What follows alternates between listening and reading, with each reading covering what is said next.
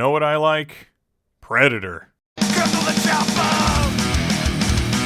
When I was a kid, I must have watched this movie about 100 times, and 1,000 more since then. The blend of action and horror was executed so perfectly that all these years later, I still don't think it's been topped. It starred Arnold Schwarzenegger at his peak of one-liner spitting, bad guy annihilating 80s awesomeness, and gave him a supporting cast that included the likes of Jesse the Body Ventura and all-time legend Carl Weathers, to create a multitude of masculinity, the likes of which had never been seen before or since. This film is at times very suspenseful and frightening, but also features some of the most explosive and exciting action scenes ever put to film. And the Predator himself is one of the greatest movie monsters of all time, combining cunning and stealth with monstrous size, otherworldly technology, and a face only a mother could love.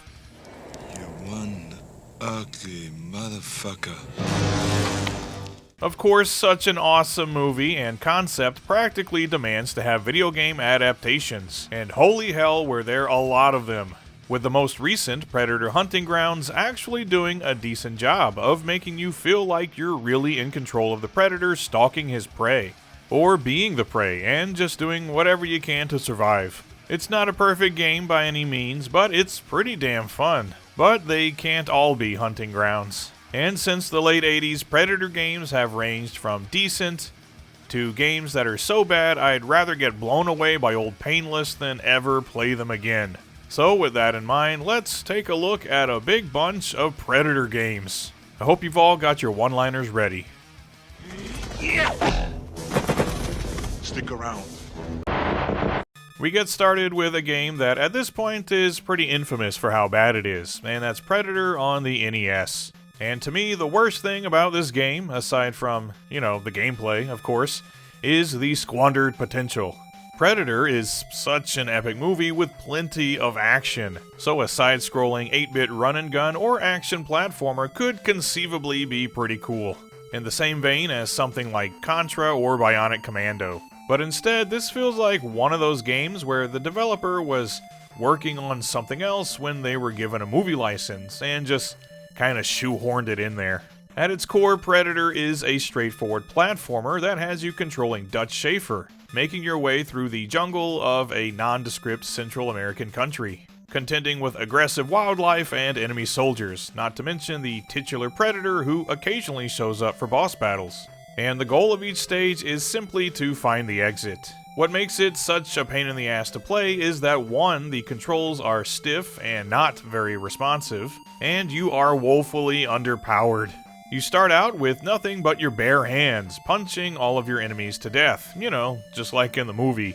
You actually can pick up guns and grenades, but you can only hold one weapon at a time. And as soon as you finish a stage, your weapon magically disappears, and you're back to nothing but your mitts. Which really sucks, because the only time this game ever approaches anything that even comes close to fun is when you're shooting things, but what Predator giveth, Predator also taketh away, making this a game that goes from frustrating to boring and back to frustrating again. The only somewhat shining light comes in the form of Big Mode, where miraculously you're equipped with a machine gun and the gameplay switches to a side-scrolling shooter, which I know is what I said I wanted, but I should clarify that what I meant was that I wanted a side-scrolling run-and-gun that is, good. And this is not good. Again, the controls are rather stiff and unresponsive, and I have no idea why I'm shooting a bunch of bubbles. In fact, while I'm on the subject, what even are half the enemies in this game anyway? Some of them are kind of obvious, the scorpions, for example, which are actually established in the movie, so fair enough. But then there are enemies that look straight out of a game like Dig Dug, lending credence to my theory that this was originally being designed as something else. Anyway, whether it's the platforming stages or Big Mode, this game is just plain bad. It plays like shit, and it doesn't use the license well at all. The only nice thing I can say about it is that some of the music is at least pretty good. But other than that, this is a game that I'll never touch again. And wouldn't you know it, there's actually another version available for the MSX. And is it an improvement over its NES counterpart? Kind of. The basic premise of the game hasn't really changed. You're tasked with finding the exit of each stage on your way to a boss battle with the Predator. But the stages are generally much larger and more maze-like than the NES game, and every stage has a Predator in it.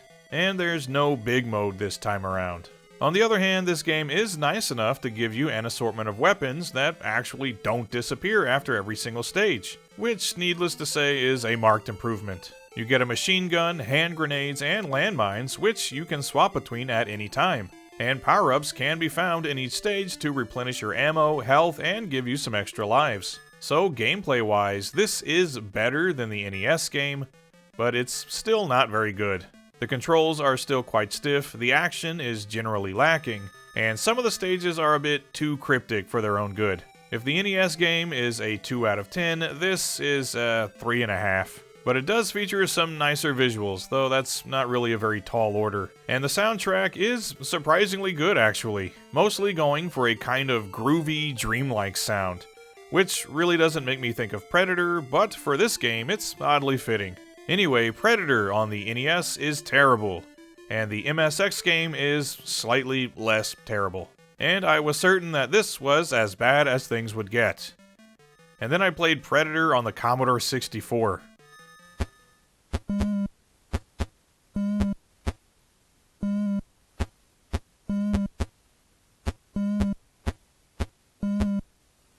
Before I go on, I have to say that I blame my British viewers for this. When I made a similar video on Alien games, I got a tongue lashing for leaving out a big bunch of games that were released on home computers like the Spectrum, Amiga, and C64, which I personally had no experience with, but I know were much more prevalent in the UK. So this time around, I was conscious not to overlook those platforms again. And let me tell you, I'm not happy about it, because this was just absolutely miserable.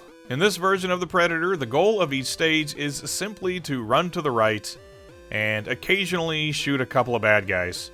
And that's about it. And run is quite generous. It's more like a light jog. You might even call it a saunter. And at first I was a bit confused, because it's quickly apparent that you have limited ammo. But there are no icons to replenish it, and it took me a minute to realize that as you progress, you pass by the corpses of your fallen comrades, and their guns are lying next to them. So the only way to get more ammo is to drop the gun you're currently holding and pick up theirs, which is just one more thing to slow down this already painfully slow game. Most of the time, the screen is completely devoid of enemies, but when they do pop up, they can be taken out with one hit. But since you can't really aim very well unless they're directly in front of you, good luck hitting anything. You're honestly better off just running past them. And every so often, the Predator's laser reticle will start to track you, but it's also really slow, so as long as you keep moving, it's not really a threat. You do eventually have to confront the Predator, as you might expect, and at first, I tried shooting it, but if you do that, it blasts you and you go down with one hit. And this happened over and over again until I finally figured out that the only way to beat him is to drop your gun and take him on hand to hand, which, again, fair enough. That also happened in the movie, kind of. Bad idea. But it certainly wasn't voluntary. I guarantee if Dutch had a gun, he sure as hell would have used it. Anyway, you punch and kick the Predator until he's in position under a big log that you can drop on his head, thus completing the game, which, by the way, takes roughly 20 minutes. This is honestly an insulting game. I don't think this thing is even really finished. There are long stretches where there's literally nothing to stand in your way. There are no enemies at all, and you just run to the right. And despite the fact that almost nothing happens in this game, when something does happen, it sucks. This is one of the stiffest, least responsive, borderline unplayable games I've ever encountered. On top of which, the graphics are horrible and the sound design is barely anything at all. Aside from the intro and name input screen, there's no music at all. Just the crushing vacuum of silence punctuated by shitty sound effects. And overall, this is one of the worst games I've ever played. Certainly worse than the NES game, which itself is a prototypical bad game. And just to make sure I covered all my bases, I played the other versions of this game. And here's what I thought of him. Predator on the Amiga. It looks better than the C64 game, but features the same shitty gameplay. There's still no music, but for some reason they included a bunch of ambient sounds like chirping birds and whatnot, which somehow makes the lack of music even more noticeable. Anyway, this version still really sucks. After that, I gave the Amstrad CPC version a try, and believe it or not, it's slightly worse than the Commodore version. It definitely looks a bit worse, and the gameplay is essentially the same, except that sometimes there are absolutely no enemies on screen, and then boom, you're suddenly overwhelmed by an entire battalion. There's just no middle ground with this damn game. Again, one of the worst gaming experiences I've ever had. And then, there's Predator on the ZX Spectrum.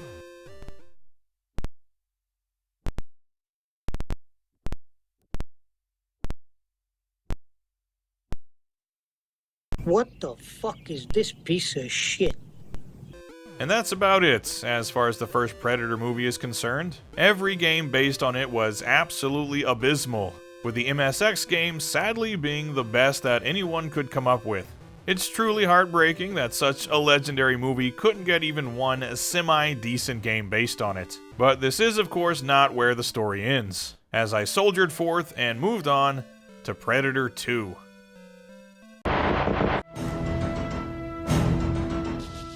As a sequel, Predator 2 is pretty solid. Not perfect, and not as good as the first film, but it does what a decent sequel should do. It takes the concept and lore established in the first film and expands upon it, while trying something at least a little different. In this case, the premise is simple. We saw how the Predator hunts in a literal jungle, so let's see how he hunts in the urban jungle of Los Angeles in the midst of a record heatwave and plagued by gang violence. In the absence of elite soldiers to hunt, he makes do with gang members, police officers, and armed citizens. And we spend most of the movie with Detective Mike Harrigan, played by Danny Glover. He and his team are trying to figure out just what the hell is killing all of these gang members. And as he gets closer to the truth, he draws the ire of FBI agent Peter Keyes, played by human Muppet Gary Busey.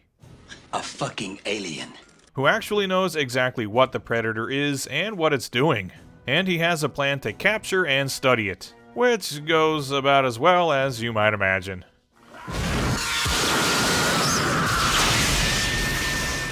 Ultimately, it all comes down to a one-on-one confrontation between Harrigan and the Predator, which plays out as more of a chase than a fight, with Harrigan just doing whatever he can to survive, eventually ending up in the Predator spaceship itself, in a pretty cool scene where we see the extent of their hunting exploits. And that there are indeed a whole bunch of these things. As a reward for defeating a Predator in one-on-one combat, they give Harrigan a pistol from the 18th century, demonstrating just how long they've been visiting Earth, before flying off back into space, leaving him with a hell of a story to tell and a mountain of weird paperwork to fill out. This is a pretty damn good movie, all things considered. It's got a great cast, some decent visual effects, and it strikes a nice balance between horror and action. Again, not as good as the first film, but that's a tough act to follow. And I fully expected any game based on it to suck every bit as much as the previous Predator games. But in a shocking twist, it turns out that there's a Predator 2 game that isn't bad.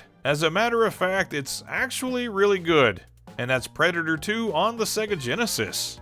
This is another one of those games that honestly didn't need to be a licensed game, as with a few exceptions, it doesn't resemble the movie it's based on all that much. It could just as easily be called Crime Squad or something like that, and nobody would really know the difference. It was released a couple of years after the movie hit theaters, and it's the first game developed by Teeny Weeny Games. An awful name for a game studio, by the way, but they'd eventually be rebranded as Perfect Entertainment, and go on to develop the Discworld games, which are pretty cool, and they also ported a bunch of Psygnosis games to the Sega Saturn, such as Wipeout and Crazy Ivan, so they definitely had some talented developers working for them. Predator 2 has you playing as Detective Harrigan, running through various locations around Los Angeles, annihilating an endless legion of criminals, rescuing hostages, and of course going one-on-one with the Predator himself. Or more accurately, one-on-many, as you eventually do make your way to the Predator spaceship, where you take on a whole battalion of these guys. Which, considering it took Harrigan everything he had to survive an encounter with just one of them, isn't really in keeping with the spirit of the movie, but we'll let that slide. For the most part, it's the human adversaries you'll be concerned with, as no matter where the game takes you, there's always an endless wave of bad guys to gun down with various weapons, including machine guns, grenades, and your trusty pistol with infinite ammo. As you blast criminals to bits, they leave behind various kinds of drugs and paraphernalia that can be collected for point bonuses, making this feel more like a sequel to Narc than The Predator. And oh yeah, the hostages. They're kind of important too, as it's only by rescuing a certain number of them that you're able to progress to the exit of a stage. You rescue them by simply walking into them, but you have to be quick, as when you see the 3 red dots on the screen, you know the Predator is zeroing in on one of the hostages. And if you're too slow, he'll blast them into a bunch of bloody chunks, which admittedly does look pretty cool, but also goes completely against the lore established in the movies. The Predator explicitly does not harm unarmed or defenseless targets. But here, screw that. If they didn't want to get blown up, they should have stayed at home. And if you lose too many hostages, you also lose a life. And of course, in the absence of any hostages, the Predator will gladly blast you instead. But oddly enough, he never kills any of the violent criminals, which he certainly did a lot of that in the movie. So yeah, this game doesn't exactly stick to the lore of the films, but it is pretty damn fun, so that can be forgiven. It's just a straightforward run and gun, kill 'em all and let God sort 'em out kind of game. The action is fast-paced and moderately challenging, and the controls are really smooth and easy to get the hang of. There are always plenty of bad guys to mow down, and lots of point bonuses and power-ups to collect. And overall, the gameplay here is pretty solid. The graphics are okay, I guess. It's not exactly gonna blow anyone away, but for a Genesis game from '92 that almost certainly had a tight budget, Predator 2 looks at least decent. And the sound design is pretty good too, with some great sound effects and music that is oddly subdued and kind of funky in certain stages, sounding nothing at all like music from the movie, but again, it's not bad, so I really don't care. And that's it. Kill bad guys, collect drugs, rescue hostages, and have a final showdown with the Predator. Overall, nothing really to complain about with this one. And it even has 8-bit ports on the Master System and Game Gear. This version is a bit different in that it auto-scrolls and the stages are totally linear, while in the Genesis game they're a bit more maze-like, but the objective is still the same. Waste a bunch of bad guys and collect the drugs they leave behind while also being mindful to rescue hostages as they appear. The Predator doesn't seem to be as interested in killing them this time around though, as when his targeting reticle appears on screen, he pretty much goes after you exclusively. I also find this game to be considerably more difficult than its 16-bit counterpart, especially the boss battles, which start out easy enough but eventually become some real ball-busters. But overall, this is another solid game with plenty of action and some decent graphics and sound considering the hardware it was made for.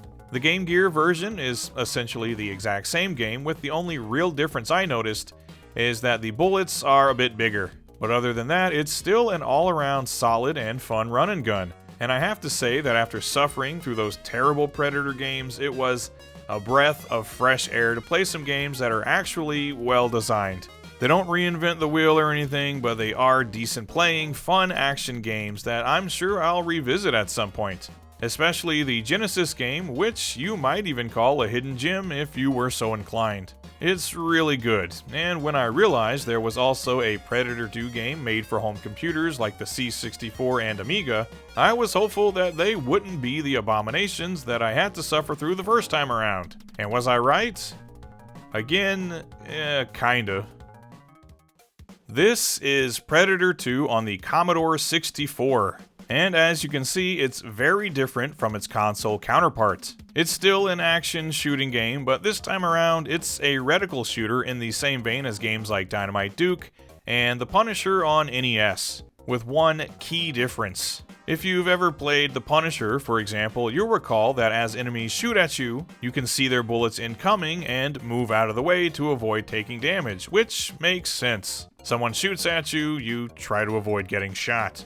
Not the case in Predator 2 though, as you are locked in place in the dead center of the screen. blasting away at enemies without any care for getting shot. Almost like Harrigan is doing an impression of Wyatt Earp from that one scene in Tombstone. No! You can't actually see any of the bullets coming at you, just the muzzle flashes from enemies like you'd see in a light gun game. And if you don't kill them fast enough, they get a hit in. And this game absolutely floods you with enemies from start to finish, which gets overwhelming pretty quickly. You can pick up guns with more stopping power though, and extra ammo to keep them going. Plus, you occasionally get to shoot a rocket launcher, which causes a screen-clearing explosion that annihilates all of your enemies. But other than that, it's just you against a small army of bad guys, and you'll just die over and over again. To the point where I turned on cheats just to see the end of the game. You might be asking yourself, considering this is a Predator game, does, the Predator ever show up? And yeah, a bunch of them do actually. First in the slaughterhouse level, where there are a bunch of Predators and FBI agents wandering around, and you're supposed to only shoot the Predators. Then the final stage takes place on their spaceship, where you shoot a bunch of them, and some of them just run right up on you. In which case, you punch them in the face until they die. And that's it. The game is over. This is an exceedingly simple game. Just shoot everything in sight with the exception of the occasional civilian, and just try not to die. And it's topped off with graphics and sound that, at least for the Commodore 64, are okay. It's not a great game, not even a good game really, but it's still a hell of a lot better than the C64 game based on the first movie, that's for sure. And just like that game, there were ports made to a bunch of other home computers. First up is Predator 2 on the Amiga, which is pretty much the exact same game, except the graphics look much better. And we're even treated to a pretty cool little opening cutscene. On the other hand, this is another Amiga game where you have either music with no sound effects or sound effects with no music, which obviously sucks. Say what you will about the C64 version, at least it had music and sound effects simultaneously. But yeah, I really don't have anything else to say about this one, there isn't much of a difference. Next up though, there is the Amstrad CPC version, and yikes, this is pretty bad. Again, it's the exact same gameplay, except it's super choppy, the graphics are the worst yet, and it's yet another game with sound effects but no music, so in short, it looks, sounds, and plays like absolute dog shit. And finally, we once again come to the ZX Spectrum, and you know what? Yeah, it's still terrible.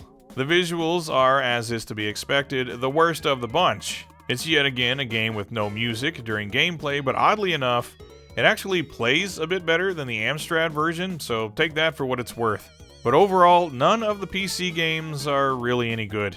3 out of 10 at best. But on the bright side, at least we got the Genesis and Master System games, which are both genuinely really fun action games that I recommend playing to pretty much anyone with a love for retro gaming.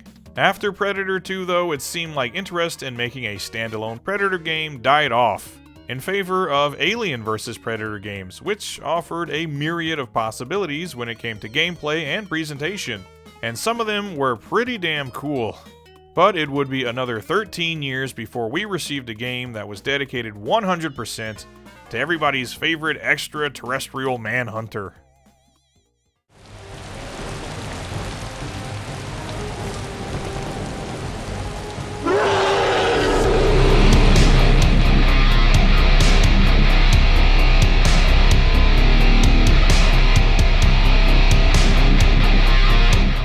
This is Predator Concrete Jungle, which was released for the PS2 and Xbox in 2005, and it was developed by Eurocom, a developer that was all over the map in terms of the quality of their games. And in this case, the results are a bit of a mixed bag. On the one hand, I like that this game attempts to give us the experience of actually being the Predator and using all of his various abilities and gadgets as he hunts his prey. But on the other hand, I don't like that it takes all of that good stuff and then builds a game around it where you're doing pretty much all of the cliche things you'd be doing in a lot of other games. Since it's not a movie license game though, we're treated to an original story, which is actually pretty cool. It begins with our protagonist, an elite predator, sometimes referred to as Scarface, on a hunt in the fictional New Way City in 1930. When he's critically wounded and his identity is revealed to humans, forcing him to self-destruct his spaceship, wiping the city off the map.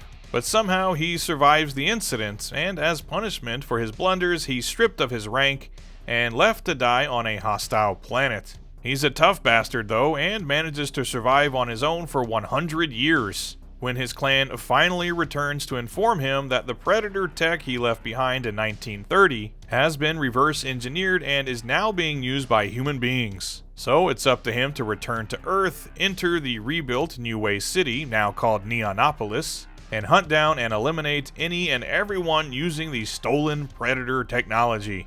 This includes the low-level street gangs using cloaking devices and energy weapons, and runs all the way up to one of the richest and most powerful men in the world, who has in fact been holding a few Predators captive and performing experiments on them, including a bit of Predator and human gene splicing. And he even has some xenomorphs kicking around. So even though this is a standalone Predator game, there's still a bit of Alien vs. Predator thrown in for good measure. We'll start with what this game does very well, and that's giving you a ton of different abilities, weapons, and gadgets to play around with that you'll recognize from the films and comics, and even a few things created just for the game. This includes your invisibility cloak, wrist blades, plasma caster, combi stick, spear gun, landmines, smart disc, medicomps, vocal mimicry, and multiple upgrades for all of your various weapons, making the Predator feel more like Batman than anything else. And he has one hell of a vertical leap, and he's strong enough to knock a person's head off with a single strike. Assuming you perform a stealth kill on them, that is, which do get downright brutal. Up to and including ripping their head and spinal cord from their body Sub-Zero style. And I like that a lot. You can also use various different vision modes, which each have a specific use, either showing the location and mental state of all your enemies, or giving you information about their weapons and weaknesses, even showing you the location of electrical boxes which you'll need to replenish the energy that's depleted when you use your various gadgets, most notably the cloak and the plasma caster. So pretty much anything you've seen the Predator do in a movie, you can do here. But this actually gets a bit overwhelming sometimes. There's so much you can do and only so many buttons available, meaning you'll be needing to pause fairly often to switch items in and out, which creates unwanted breaks in the action and gets a little annoying. For instance, you sometimes need to use your voice mimicry on doors with voice locks, and the first time around I actually forgot how to use it, and accidentally wasted a medicomp, which is assigned to the same button, and you have to swap them out in your gear menu. So it's appreciated that the designers wanted to include all of the Predator's cool abilities, but something a bit more streamlined would have probably been better. But as I said before, you have all of these gadgets and abilities at your disposal, but ultimately, you'll still mostly just be doing pretty standard action game stuff. Killing a whole bunch of anonymous bad guys, destroying specific targets, and taking on some rather bog-standard boss battles. Apparently, the original intention was to have the game take place in one large, interconnected city, a la GTA and the Spider-Man games. But time and budget restraints made that pretty much impossible. So instead, a bunch of the missions take place on large maps that represent different areas of the city. Though in the latter half of the game, the stages become much more linear. A lot of the missions require you to hunt down a group of targets, such as gang members and pimps. And you can be as stealthy as you like in these stages, but honestly, there's no real penalty for just running through the streets and slaughtering everyone in plain sight. Except maybe that you'll draw the attention of more enemies. On the other hand, some missions require stealth, and being detected means an immediate failure. And these missions are honestly more annoying than anything. I know the Predator is a stealth hunter, but he's also the ultimate killing machine. He's not instantly toast as soon as someone sees him. So I could have done without these missions, honestly. And then there are the boss battles, which I think are the worst part of the game. There's no option to be stealthy and hunt down your prey here. You know, that thing the Predator is most known for doing. But instead, these are just straight up hack and slash segments, and damn do some of these bosses have a ton of health. They can take forever to go down, which makes the Predator seem pretty weak by comparison. And more than anything, these fights are tedious and oftentimes frustrating. Again, I could have done without these, which sounds awful now that I think about it. I could do without about half the missions in this game, and the other half are just okay, I guess. I mean, it's fun running around the stages, killing enemies, blasting them with your plasma caster and ripping their heads off, that's all great. but then you get to the stealth missions and the boss battles, and it all just kind of becomes a slog. Controlling the Predator is pretty fun, especially once you get accustomed to running and jumping around the stages. And some of the gadgets are especially cool. Plus, the absolutely brutal stealth kills are a thing of beauty. You can even unlock additional skins like the Predators from the first 2 films, and a bunch of others, which is also pretty cool. And I must say, the story, while a bit corny at times, especially some of the vocal deliveries, it's actually pretty interesting, and perhaps one of the best reasons to play this game. At the very least, it's not just another instance of Predators fighting aliens and colonial marines for no real reason. The visuals and sound design are also pretty damn good too. Not exactly mind-blowing, but for 6th gen you can certainly do a lot worse. The issues with Concrete Jungle lie exclusively with the gameplay, which isn't absolutely awful, mind you. It's fun in spots, but for the most part it's rather mediocre.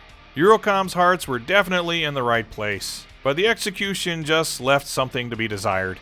If you're a Predator fan though, this game is worth playing at least once, if for no other reason than to experience the story and the feeling, however fleeting, that you are the galaxy's most feared and brutal hunter.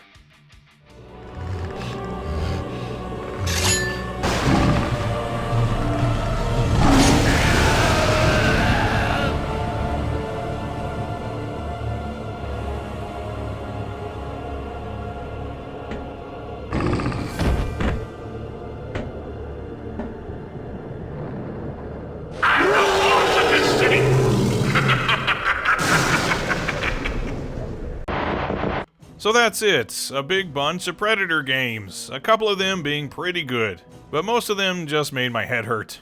Overall, the Xenomorphs were treated a lot better with their video game adaptations. But now that I've covered a wide range of both Alien and Predator games, there's really only one logical step to take from here. And I'm both hopeful and a little bit frightened of what's about to come. So until next time, dear viewers, remember, If it bleeds, we can kill it.